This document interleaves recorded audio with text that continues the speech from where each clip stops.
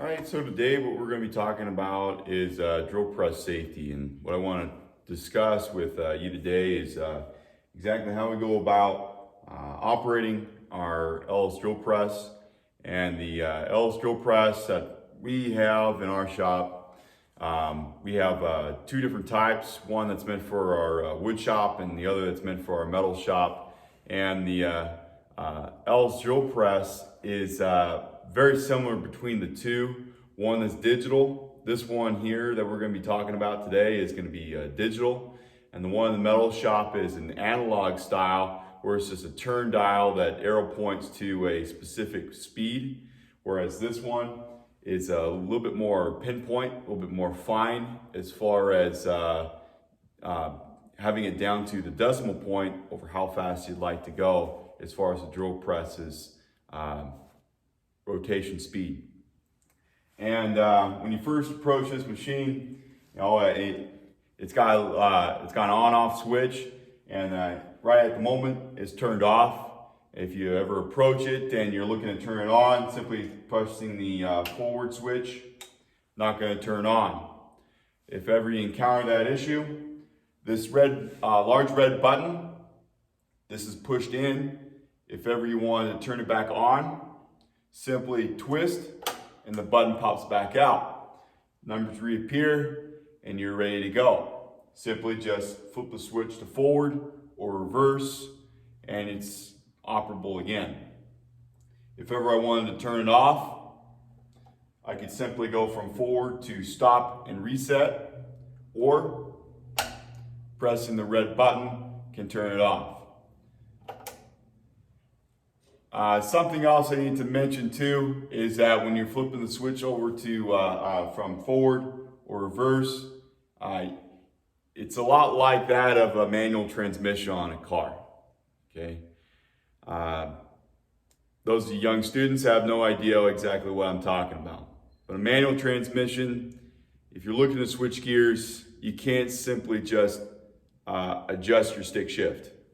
You have to press in the clutch and shift your gear.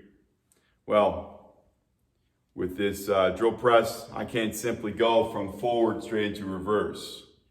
Okay, I have to let that machine come to a complete stop before making my adjustment over to forward or reverse. So if I'm going to be operating this drill press, forward, turns it on. If ever I want to turn it off, flipping it back over to stop, stops the machine. Or pressing the red button, turns off the machine. And at that point, if ever I want to restart it, have my switch back to reset or stop, twist my red button, and I can operate again. With this drill press, when it's in operation too, I can also adjust my speed, and you can hear the pitch, the rotation, and how fast it's going. Right now, pretty fast speed. But if ever I turn it down,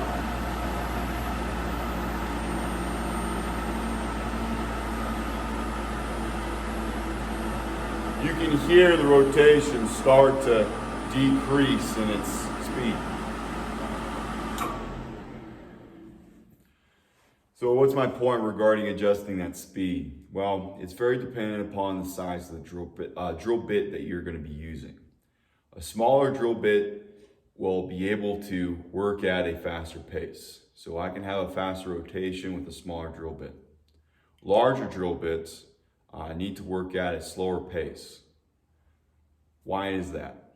Well, a large drill bit takes out more material. It's having to do more work. So it must work at a slower pace. Keep in mind, you're having to dig out so much material, whether it's wood or metal. Say you're drilling out a metal hole. Well, with that digging out of all that material all at once, you have to work at a slower pace if you're using a larger drill bit. So larger drill bits work slower, smaller drill bits can work at a higher speed. And you can always tell by how much material is that your drill bit is taking out. So if I'm drilling steel, with a larger drill bit, the faster that I go, what happens if I use a too fast speed for a large drill bit? What it does, it's a lot like sharpening a pencil, where it eats away at the drill bit, leaving chunks of that drill bit broken apart. So if I'm working at the correct speed, what's happening is that drill bit is going to have long strands of that material that you're drilling out, steel, taken out from the hole that's being drilled out. If I'm working too slow, what happens is the little bits and pieces is just little chunks, little tiny bits, little tiny shavings. What you should see are long strands of those shavings. Also, another item I need to mention is oil. If ever you are drilling steel, always add lubrication, always add cutting oil. When it comes to wood, no oil is necessary, but when it comes to drilling steel, always apply oil. What happens if you don't? What happens with that drill bit is that it becomes dull. Okay, you never want to work with a dull drill bit. You can always extend the life of that drill bit by applying cutting oil. Also, another case that you run into is that drill bit getting dull, as well as that drill bit can potentially break because of the amount of stress that's being occurred from no oil being applied. Another feature I can point out here with our drill press is the arm. This allows you to be able to raise and lower the feed rate in your on your drill press. Those students are seeing this video on your safety test. You'll see that that there are questions relative to feed rate. Well, our feed rate or feed pressure. So when this is on, and I'm drilling my hole, my feed pressure is the rate that I am pushing down on this arm. Another thing that I can point out here too is that with this feed rate, feed pressure, there's an automated feature with the Nellis drill press. So by pulling the arms out, that locks the gear in place, and you can see that arm rotate. It's an automated feature, and it automatically lowers that drill press and drills out the hole for you.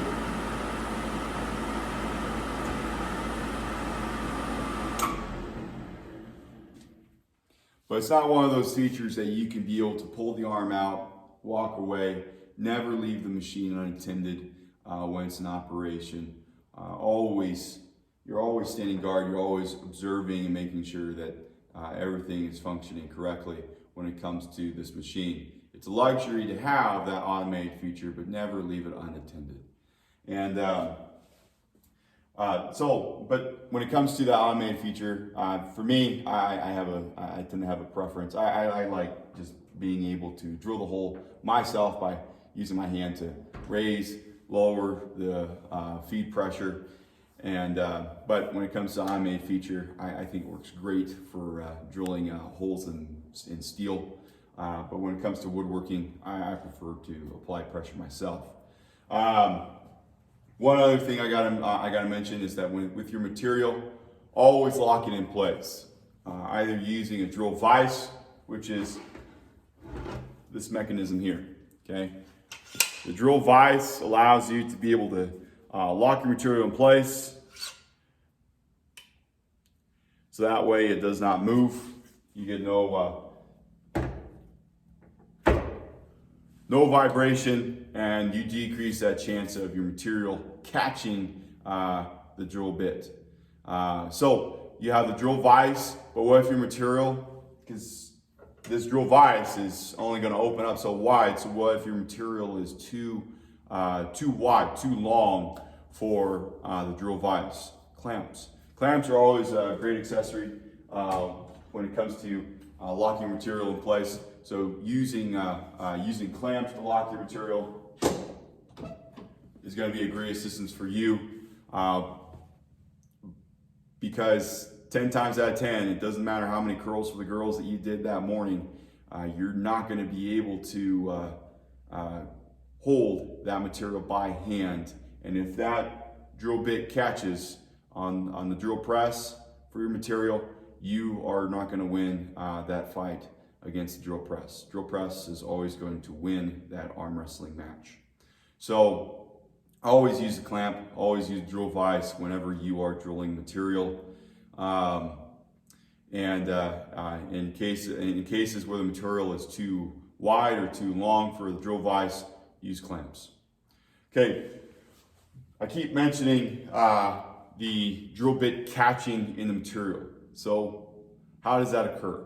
Well, there are situations, and majority of these situations where the drill bit catches the material, it occurs at the very end of drilling out that hole. So in this scenario, I purposely caught a drill bit in a scrap piece of wood. And at the very end, throughout that hole, the drill bit is it's going through with ease, whether it's metal or wood, from start, middle, but at the very end, you're taking out more material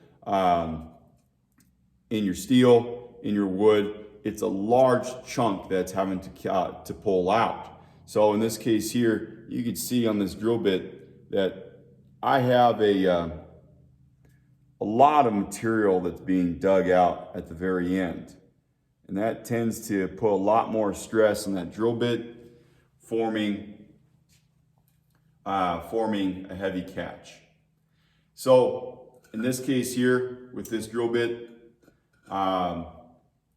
what happens at the very end to prevent the drill bit from catching, as you're drilling, ease up on the feed pressure, raise up the drill bit, and then bring it back down into the same hole that you are drilling, and finish off that hole. By easing up on that feed pressure and bringing it back down, you're striking the hole in a different location of that hole and the drill bit. So in that case, it is not, while it's not striking that same location, it's easing up the pressure that is on that drill bit. So that way, with less stress, it has less tendency to catch. So it's very good practice to have easing up and then bringing it back down, instead of just continual pressure creating more stress and more likelihood to have either the drill bit catch or having that drill bit break, because that is a lot of stress by taking out more material at the end than it is at the start of the hole or in the middle.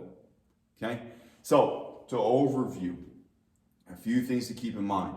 Always clamp down your work. Make sure that your work is secure, preventing vibration or preventing catching of the drill bit, and having your material swing, striking you or a peer when it comes to not having your material secure. Do not just simply hold your material by hand. Use a clamp or a drill vise.